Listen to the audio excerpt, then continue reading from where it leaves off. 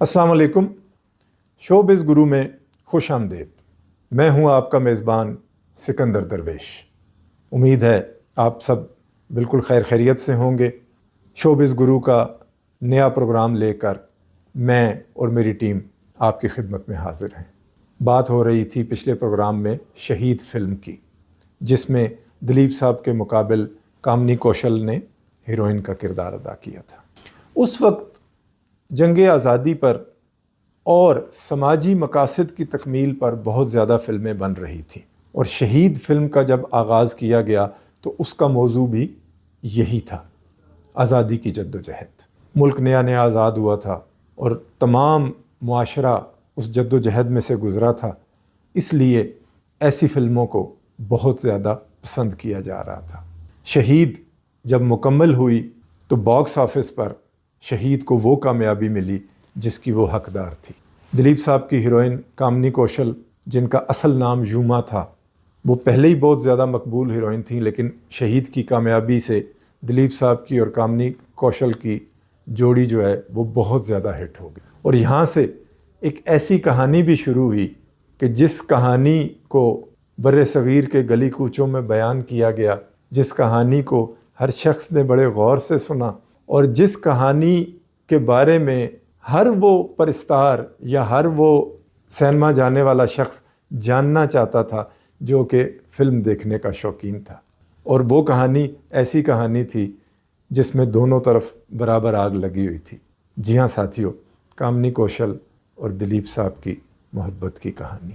اس کہانی کے بارے میں ہم آپ کو انشاءاللہ اگلے کسی پروگرام میں بتائیں گے، ساری تفصیلات آپ کے سامنے رکھیں گے۔ یوما یعنی کامنی کوشل پڑھی لکھی اور سمجھدار اداکارہ تھی۔ انہوں نے دلیپ صاحب کے ساتھ بہت تعاون کیا اور ہدایت کاروں کی امنگوں پر بھی وہ پورا اتری۔ جس طرح ہدایت کار چاہتے تھے اسی طرح کا رزلٹ انہوں نے دیا۔ 1948 میں شہید ریلیز ہوئی اور شہید نے بھی کامیابی کے جھنڈے گاڑے، لیکن 1948 میں ہی ایک ایسا غم دلیپ صاحب کو ملا کہ جس غم کو وہ ساری زندگی سینے سے لگائے رہے، لوگوں سے چھپ چھپ کر روتے رہے اور کبھی بھلا نہ سکے۔ ان کے بڑے بھائی ایوب صاحب کی وفات کے بعد ان کی والدہ کے لیے اپنے بیٹے ایوب کی وفات کا صدمہ برداشت کرنا بہت مشکل تھا۔ وہ راتوں کو چھپ چھپ کر روتی تھیں اور سو نہیں سکتی تھیں۔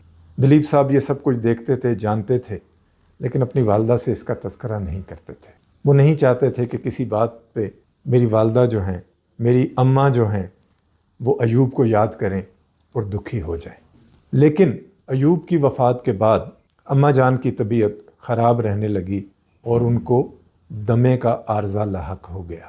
دلیپ صاحب نے آغا جی کو راضی کیا، ان کو منایا کہ ہم یہ والا گھر چھوڑ کے بمبئی کے مضافات میں باندرا کے علاقے میں منتقل ہو جائیں، کیونکہ زیادہ فلم سٹوڈیوز جو تھے وہ وہیں پہ بنے ہوئے تھے، اور دوسرا یہ تھا کہ وہاں پہ اماں جی کے علاج معالجے کی سہولت گھر پہ میسر ہوگی اور ان کو اچھے سے اچھا علاج میسر ہوگا، ان کو اچھے سے اچھا علاج ان کا کروایا جا سکے گا۔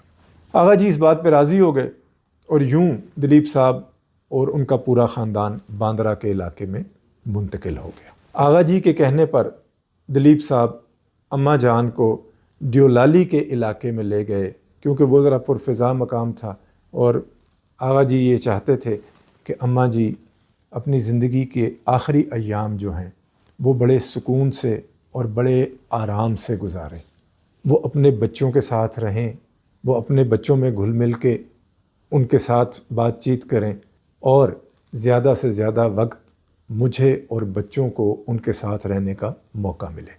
دلیپ صاحب نے آغا جی کے کہنے پر اپنی اماں کو، اپنے خاندان کو ڈیولالی میں شفٹ کر دیا۔ دلیپ صاحب کی کوشش ہوتی تھی کہ وہ اپنا وقت زیادہ سے زیادہ اپنی اماں کے ساتھ گزاریں۔ باقی بہن بھائی جو تھے وہ چھوٹے تھے، ان کو ابھی حالات کی نزاکت کا اتنا احساس نہیں تھا۔ وہ اب بھی اپنا ہر کام چھوٹے سے چھوٹا یا بڑے سے بڑا وہ اماں کی طرف بھاگتے تھے، جبکہ دلیپ صاحب یہ چاہتے تھے کہ اماں کو زیادہ سے زیادہ آرام ملے۔ دلیپ صاحب جب اماں جان کے ساتھ اکیلے بیٹھے ہوتے تو ان کی والدہ زندگی اور موت کے بارے میں ان سے کھل کر گفتگو کرتی، دلیپ صاحب خاموشی سے سنتے رہتے، اور جب ان کی یہ باتیں سن کر دلیپ صاحب کی آنکھیں نم ہونے لگتیں یا ان کے چہرے پہ کرب اور تکلیف کے آثار ظاہر ہونا شروع ہو جاتے تو اماں جان اپنی گفتگو کا موضوع تبدیل کر دیتی۔ وقت اسی طرح گزرتا رہا۔ چند ماہ بعد ایک دن دلیپ صاحب اپنے گھر سے جانے پر آمادہ تھے، کہیں ضروری کام سے جانا تھا انہوں نے، کہ آغا جی اپنے کمرے میں سے نکلے اور انہوں نے دلیپ صاحب سے کہا کہ یوسف ذرا اپنی ماں کے پاس جاؤ۔ دلیپ صاحب اپنی اماں جان کے پاس چلے گئے اور جا کے ان کے سرہانے بیٹھ گئے، جو کہ ایک مخصوص انداز تھا انہوں نے اپنی اماں جان کا سر اپنی گود میں رکھ لیا اور ان کے ہاتھ پہ بوسہ دیا۔ یہ ان کے پیار کا اظہار تھا اپنی والدہ کے لیے۔ ان کی والدہ کی طبیعت آج کچھ زیادہ ہی خراب لگ رہی تھی، اور دلیپ صاحب نے محسوس کیا کہ شاید ان کے پاس اب وقت باقی نہیں رہا۔ آغا جی جا رہے تھے ڈاکٹر کو بلانے کے لیے۔ ڈاکٹر صاحب آئے، انہوں نے دیکھا، معمول کے مطابق چیک کیا، دوائیاں دیں، لیکن دلیپ صاحب سمجھ چکے تھے کہ اب میری والدہ کے پاس زیادہ وقت نہیں ہے۔ ان کی کوشش ہوتی کہ وہ گھر پہ موجود رہیں، اپنی والدہ کے پاس موجود رہیں، لیکن دنیا میں جو انسان آیا ہے اس نے جانا بھی ہے۔ 27 اگست 1948 کو اماں جان دلیپ صاحب اور اپنے باقی خاندان کو اکیلا چھوڑ کر ہمیشہ ہمیشہ کے لیے اپنے ابدی گھر کو چلی گئی۔ دلیپ صاحب اس صدمے کو، اس تکلیف کو، اس دکھ کو برداشت نہ کر سکے، اور کافی عرصہ تک وہ معمول کی طرف واپس نہ آ سکے۔ وہ ہر وقت اپنی اماں کو یاد کرتے اور غمگین ہو جاتے۔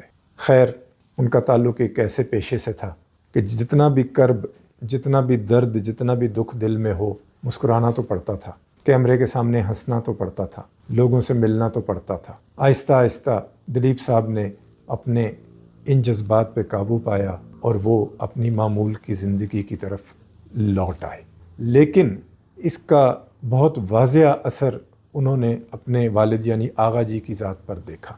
اس کے بعد آغا جی گمسم رہنے لگے، ہر وقت سوچوں میں ڈوبے رہتے اور زیادہ وقت وہ خاموش گزارتے تھے۔ کبھی کبھار وہ منڈی چلے جاتے اپنے کام کو دیکھنے کے لیے یا اپنے کاروبار کے سلسلے میں پرانے دوستوں سے ملنے کے لیے، لیکن اب ان میں وہ چستی اور وہ پھرتی اور وہ ولولہ نظر نہیں آتا تھا جو دلیپ صاحب کی والدہ کی زندگی میں نظر آتا تھا۔ ایک دن دلیپ صاحب گھر میں تنہا تھے کہ ان کے والد صاحب ان کے کمرے میں آئے اور انہوں نے دلیپ صاحب سے اپنی ایک خواہش کا اظہار کیا۔ انہوں نے دلیپ صاحب سے کہا کہ یوسف، میں نے بھی ایک دن تم سے جدا ہونا ہے، میں نے بھی ایک دن دنیا سے چلے جانا ہے، تو میری آخری خواہش یہ ہے بیٹا کہ تم مجھے ڈیولالی میں ہی اپنی اماں جان کے پہلو میں دفن کرنا۔ دلیپ صاحب کی زندگی کے اس کے بعد کے حالات انشاءاللہ ہم آپ کے ساتھ شیئر کریں گے اگلے پروگراموں میں۔ خوش رہیے، خوشیاں بانٹیے۔ اللہ حافظ۔